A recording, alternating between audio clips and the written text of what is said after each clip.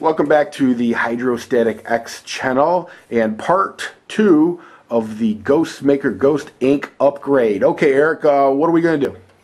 Well, first thing we're going to do is check the weapon is safe. Clear magazine well, clear chamber. Lower the slide, lower the striker,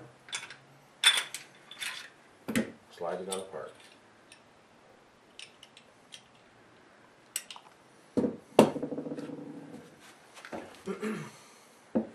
Okay, what are you trying to do now?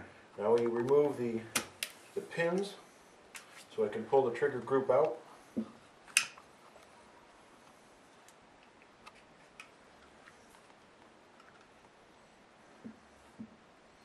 This one has to be played with a little bit because there's notches that keep this slide stop in.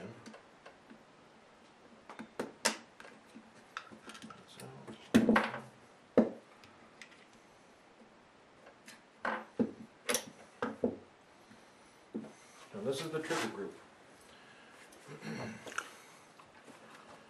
This is the part we're going to be replacing. Okay, could you show the camera the part?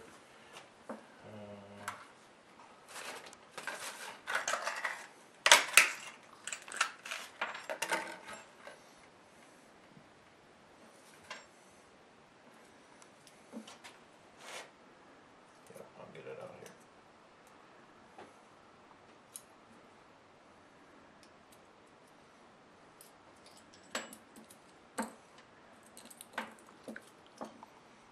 Okay, this is the part. Okay, hang on. Alright, if you keep your hand right there, perfect. Let me zoom in on this part. Okay. Alright, now once again, what is that part called? This is a connector. Okay. Okay. This part is responsible for about 2 pounds of trigger pull. This is the stock connector, and this is the aftermarket Ghost connector. You'll notice there's a little tab right here, and this is what we will be trimming. Hang on. Alright. Let me see if I can zoom in a little better. Okay, right there. Keep it right there. Alright, now what part will you be trimming? This little tab right here Okay. is going to be trimmed this way, of course, because the trigger bar, this part of the trigger bar here is going to stop against that part there. Okay.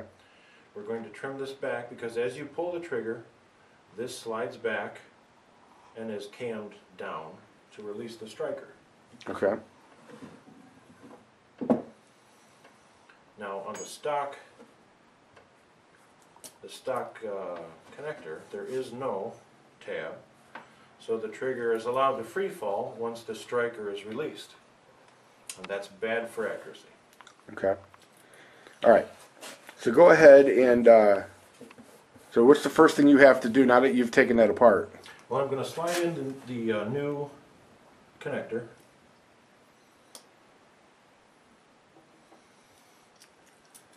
Okay.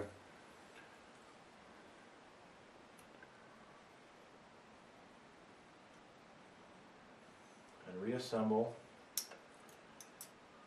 the trigger. Okay.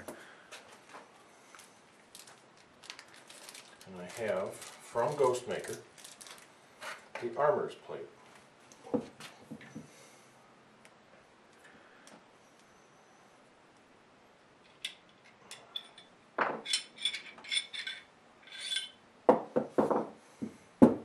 Which will replace the stock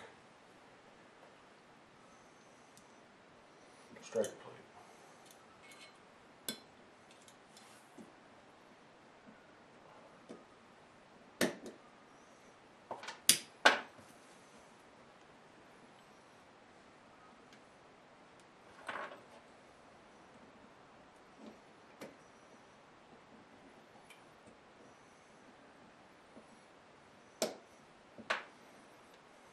And once that's in, then we can start making the adjustments.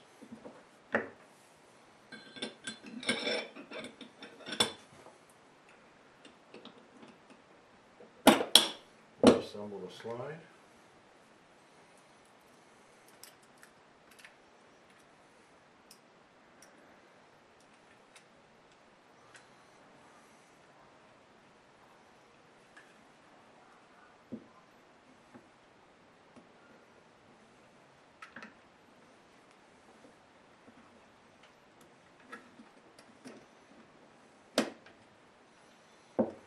Reassemble the trigger group.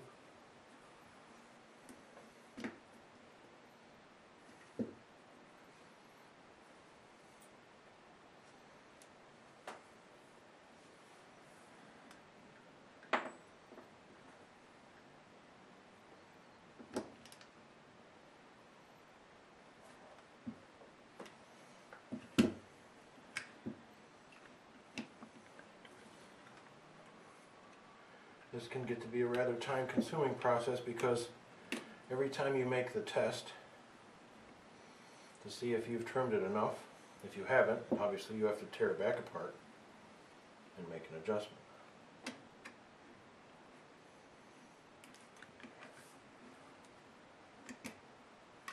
And we'll take a break when it comes time to do that. Now, on the difficulty scale, 1 being really easy and 10 being really difficult, where would you place this at? Well, it's not difficult at all. It's more time-consuming and tedious than anything else.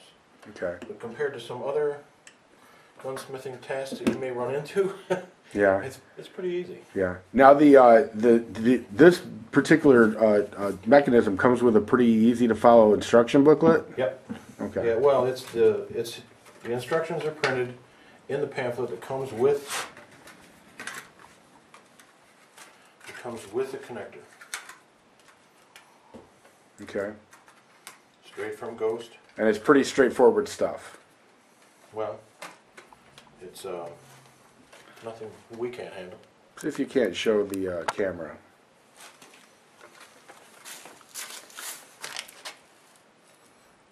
Trigger control tab.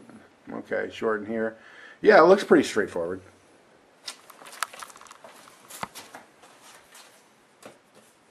Okay, where was I?